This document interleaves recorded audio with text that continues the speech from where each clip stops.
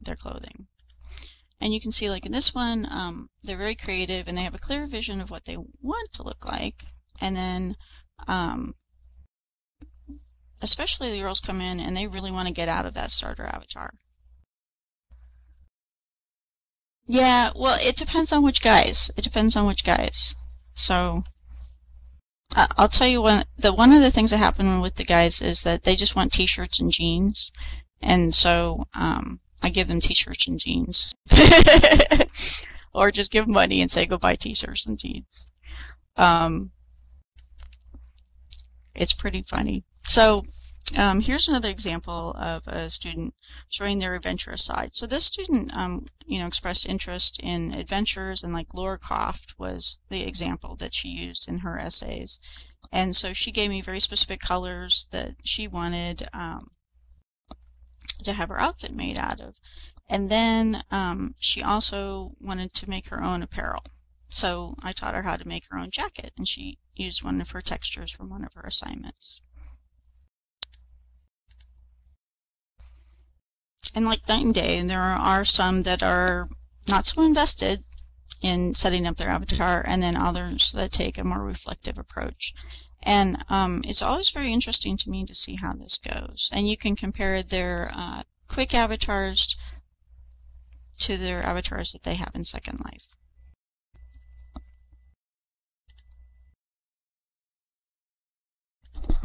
I should point out that one of the avatars likes to go barefoot all the time, so he apologized that he put flip-flops on his pirate avatar. Oh, well, this happens in all of my courses, actually. So I can make a list of that in the end. How's that sound? Yeah. Because all of my students have the opportunity to work with me in Second Life, regardless of what class they take. Okay. So, next thing. How long does this process take? Oh, real quick. So, with setting up their avatars, I try to do it within the first 2 weeks. Sometimes it takes 3 weeks. And they're pretty fast. I mean, I bring them in and we just go for it. But they also realize that they have to be pretty active in the process. Thanks for asking. And I encourage you guys, do ask questions. I do get derailed easily, though. So students are encouraged to have a journey journal that they document their process, including their personalized research and unique designs. And these are, physical journals that they have. Some of them are, simply notebooks or PGs. Some of them they may have on their phone, where they're just taking pictures and putting the things together. They reveal how the mood boards and the sketches become thoughtful application of ideas and engagement. And then through field trips and shopping and working on in-world projects, the students document the people and places and their skill process.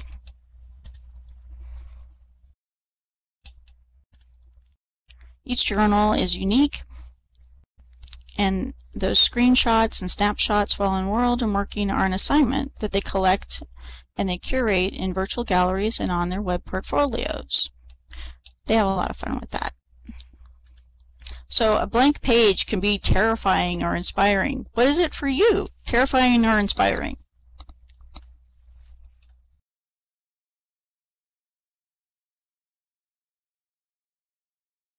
Both? Excellent. Inspiring. Oh no! Okay!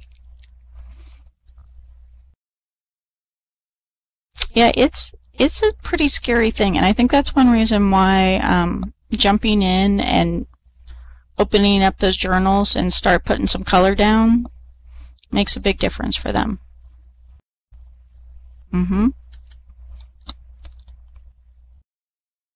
Excellent.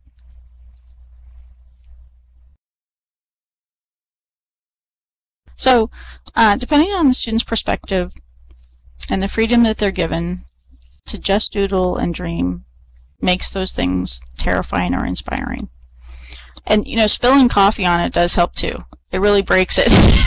So it's not perfect anymore. It's not, you know, we really, I mean, we don't do it on purpose, although we had a major soda incident the other day. But it does, you know, really make it so that it's something that becomes action-packed and deserves, you know, that kind of attention. And those, like I said before, those happy accidents happen. There you go. There you go. Now I would put a little peppermint oil spill because that's really inspiring to me. I like peppermint oil. So so the achievement happens when students work and play together, and we make fun of ourselves all the time and laugh in class. And it's really great to, you know, open it up so that they're all in it together, you know. We go on a lot of field trips together and play, and some of you guys have inspired them and participated with them, so thank you for doing that. You know, then I get them to lead adventures and take people around to explore the things that they want to explore and demonstrate different themes. And as I say, shh, these photo ops are learning opportunities. They have a great time.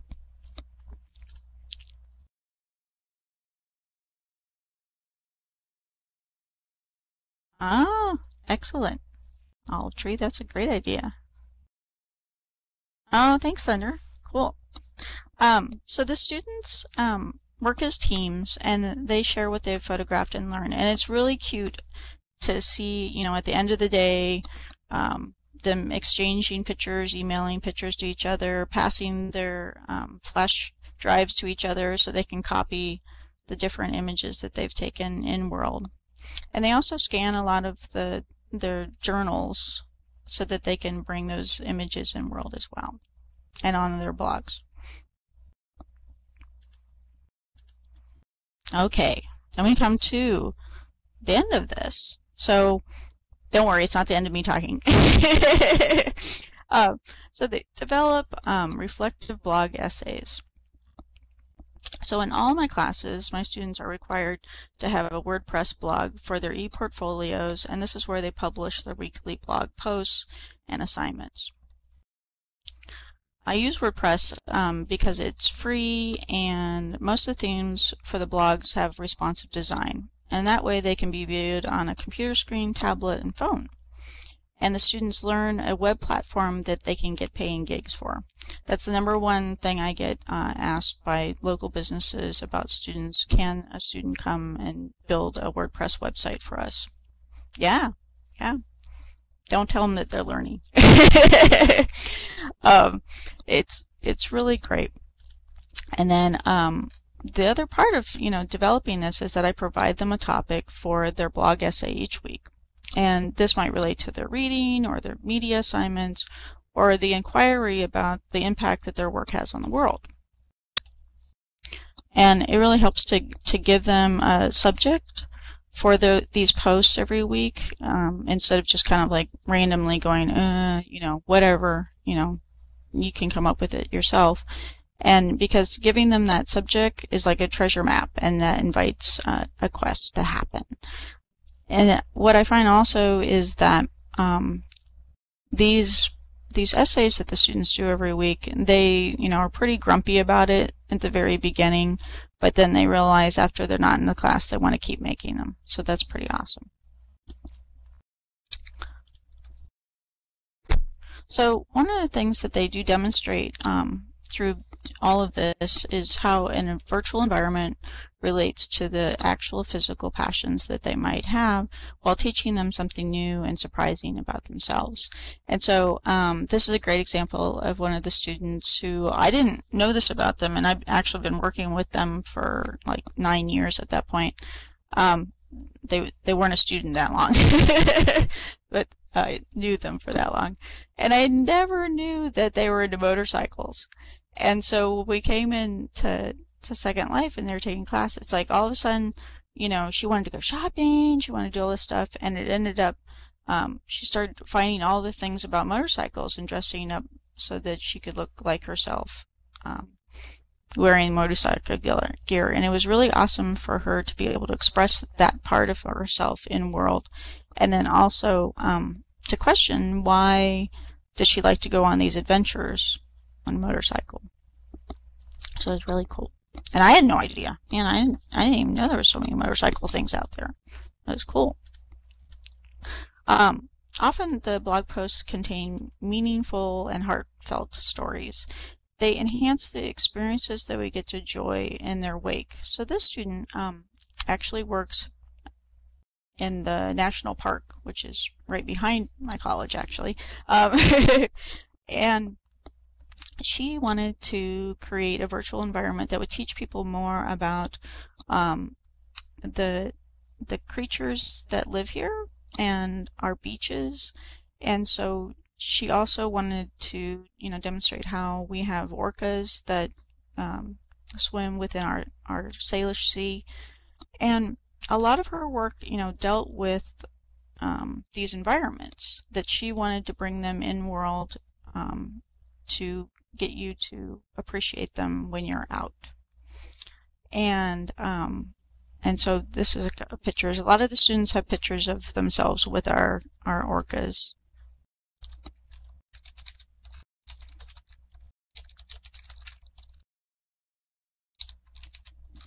And I think almost every single blog has a picture of them swimming with the orcas. It's amazing. And when I was putting together the images for these slides, I couldn't choose, I was having trouble choosing one, and I chose this one because you can see her beautiful dress. So the one thing that we couldn't find to add to our environment, which we'll have to make ourselves, was the kelp that grows in our area. And I said, "You mean like your dress?" It looks like beautiful kelp. And so, these funny happenings, really make a difference, and the students write a lot about what happens. So, this amazing insight and revelations about the students' motivation via their avatar development are posted on their blog, and they share them also with social media. They share them with their classmates, but when they post them on social media, that means the whole world gets to experience it. And they really do have amazing connections that happen when they put their work out there. People ask a lot of questions about what we do, and it's wonderful for them to be able to share.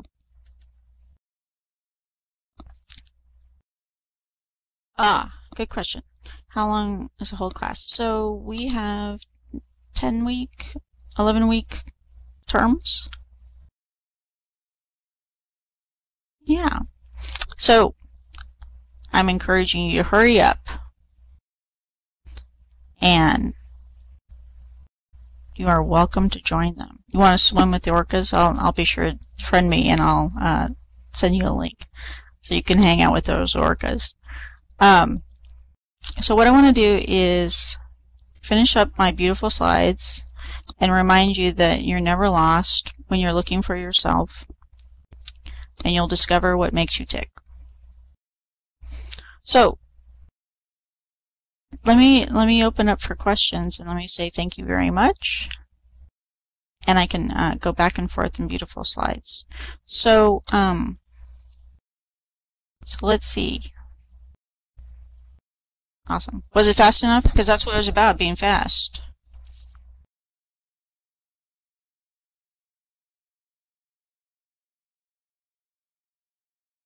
Excellent. Awesome. Thanks. Okay. So let me, and thank you guys for typing some of my answers too. So let me scroll back.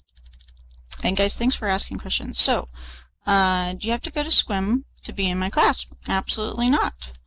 So so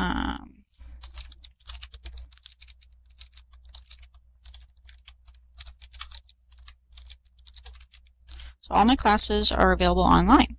And there are classes that you come and you can be in the classroom with me. but all of the content is delivered online. So you can be anywhere in the world to take a class with me. I have students who live in Japan and South Africa, everywhere.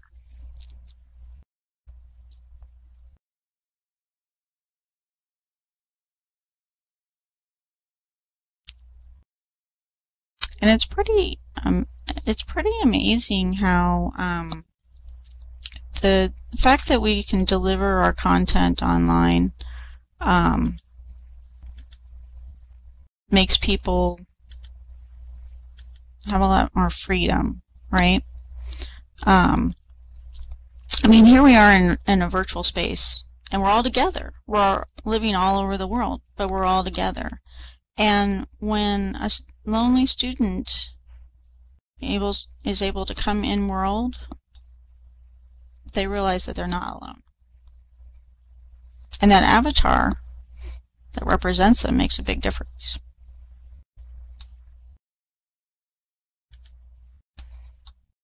So let me talk about a few extra things for you, unless you have questions.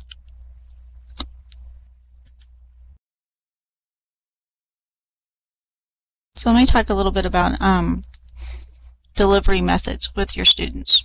So one reason why I use WordPress blogs with the students, and I'll try to type as I'm talking.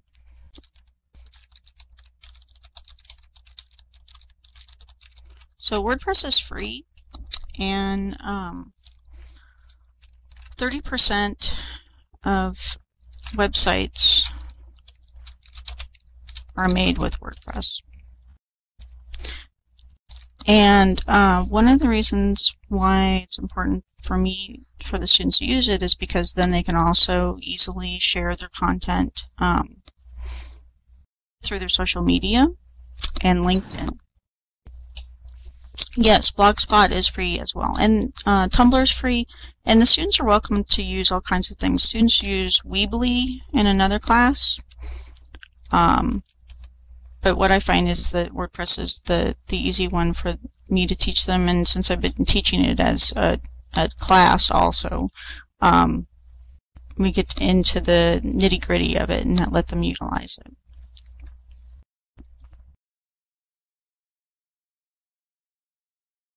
Oh, good question. So, do they get information overloaded to learn all this stuff? Absolutely. That is like the number one thing I tend to do is, overwhelm them with lots of information. And the students don't have to participate in World. So that's one component that they can choose not to.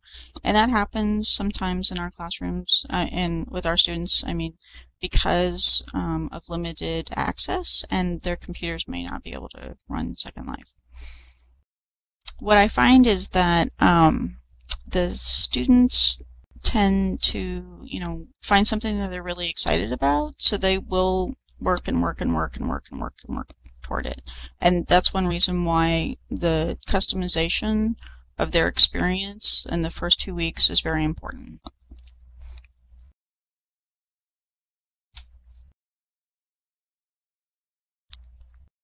Sorry, I didn't type any of that. Yeah, I'm sure a lot of you experience flow, and that's when time disappears and you're demonstrating your passion and your excellent skills. And the students find something that they're really excited about, and there's no stopping them.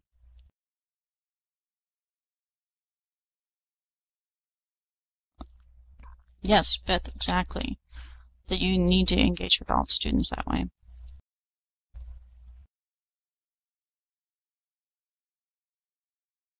And one of the reasons why I wanted to talk about this today was to encourage all of you to, jump in. I'm definitely the kind of person that kicks people off the end of the pier.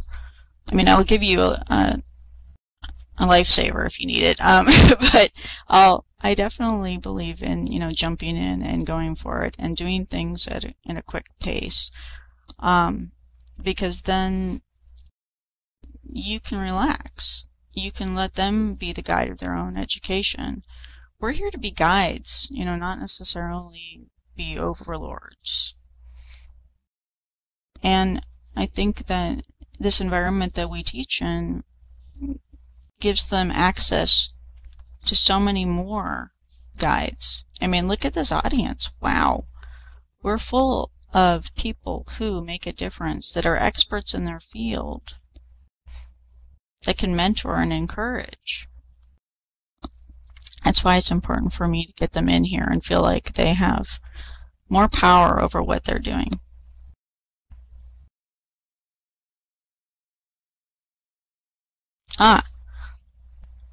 Now, have you found, when it comes to self-directed, that there are some students that need explanation about that?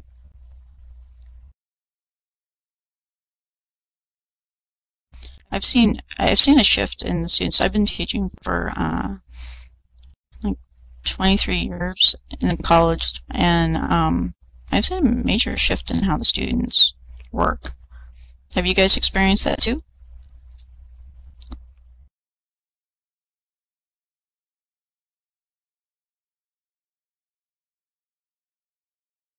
I think that's one reason why it's even more important for me in the very beginning is to take their hand and say, let's go, let's go, let's go.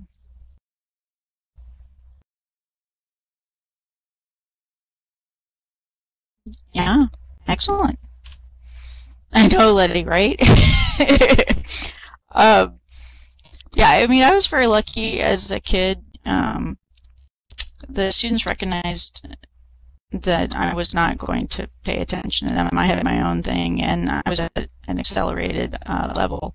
So when I was in second grade, they would scoop me out of class and let me go to the library and do research, and then I would come back to class and do presentations and teach my classmates.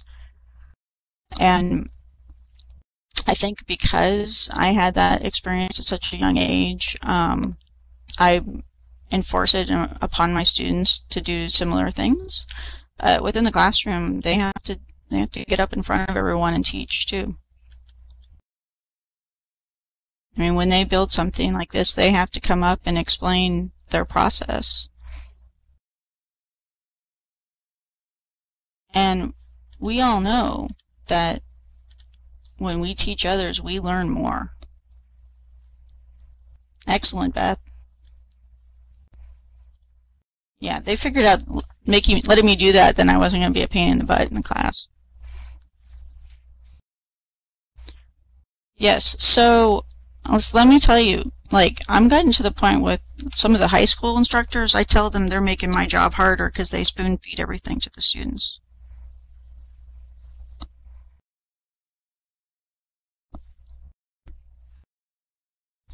So let me see.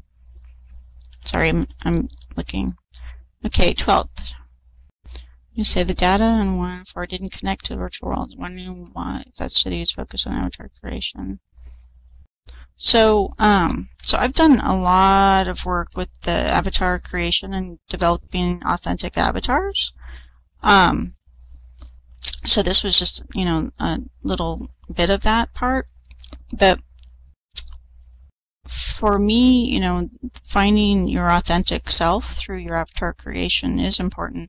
And one of the things that I think happens is that people just jump in and they don't get to do that. And I think that's also one reason why we all identify that when we're in Second Life, this is where our true avatars live, right? Compared to when we go to other virtual worlds, because we have way more customization opportunities here. And I get to have an avatar that doesn't slouch. Now, looking.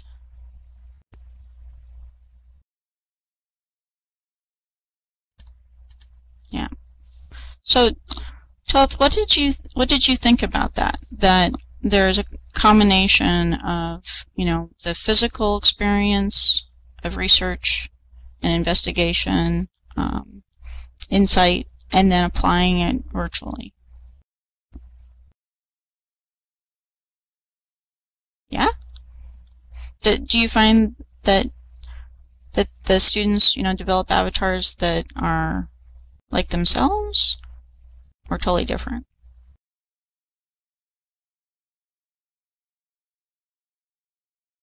I hope this is okay. We're chatting, so I need to. Some of you are trying to chat me. Okay.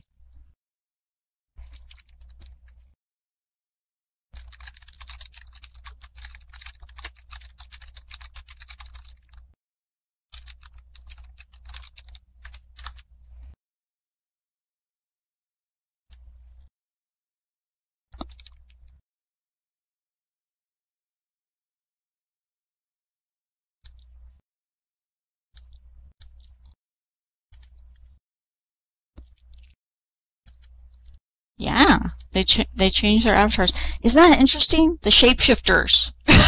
Like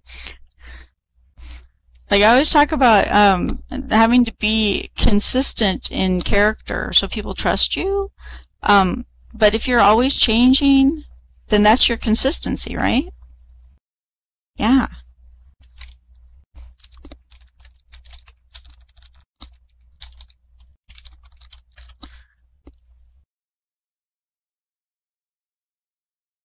Yeah, that's interesting. So I'm an old school D&D'er, and I find that many characters that were made actually are the actual person. Some might be trolls, but they were trolls too in real life.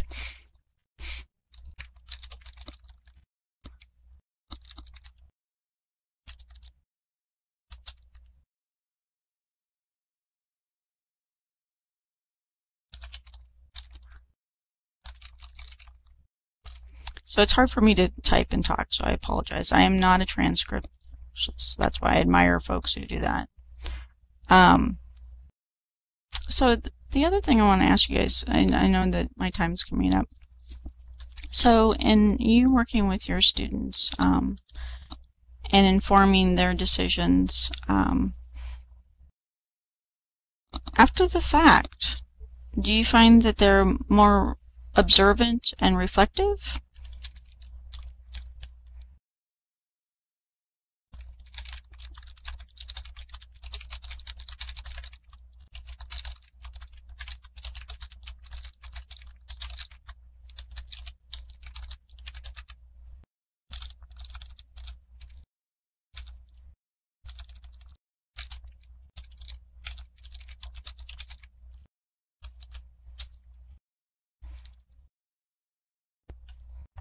The thing I see that students experience in quickly developing an online persona is that they learn to introduce themselves quicker in the physical world.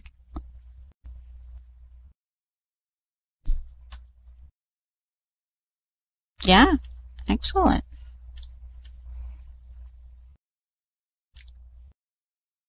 Awesome.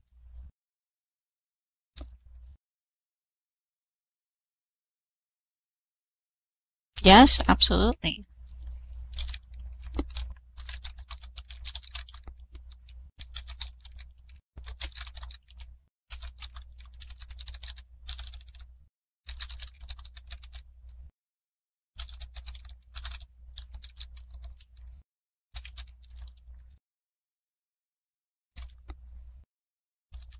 So I also find that they're not afraid to ask more about other people. They become inquisitive. It's pretty amazing, the transformation that occurs within our classrooms, isn't it? Oh, okay.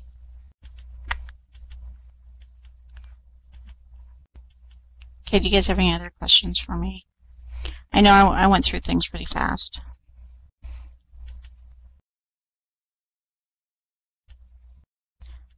The thing I want to encourage you guys is to, on delay, get them in there and to go for it.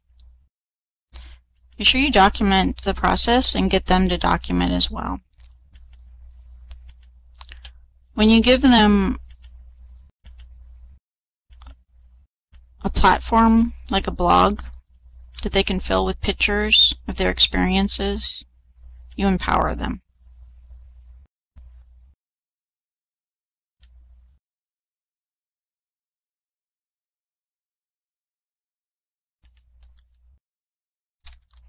There you go. Is that what you're looking for?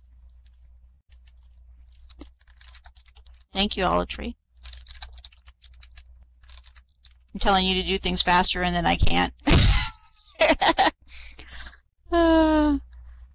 Thank you, Val. Yes, Bill. So, I think I forgot to do the last thing. There you go! Thank you, Bill, for getting me to remember to click my speakeasy with the last bit. Go team, right? So you'll be able to find this presentation on my website very soon, and you can also find other presentations that I've done in the past. They're available on my website, and they're also available on SlideShare.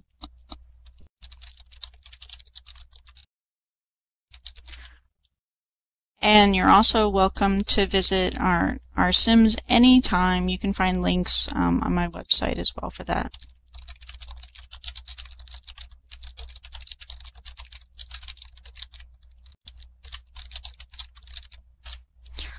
And you can find all of that stuff. Ah, good question. Yes, I think Marcus has been capturing this. Thank you, Marcus, for doing that. Other questions? Okay. I just encourage you guys to, get in there and try some different tools. Give students an opportunity to be reflective and document the process that they go through while they're in World. I can tell you it's amazing and touching, some of the things the students write and the experiences they share. It's a way of building cohorts, and when they're together, they're more successful.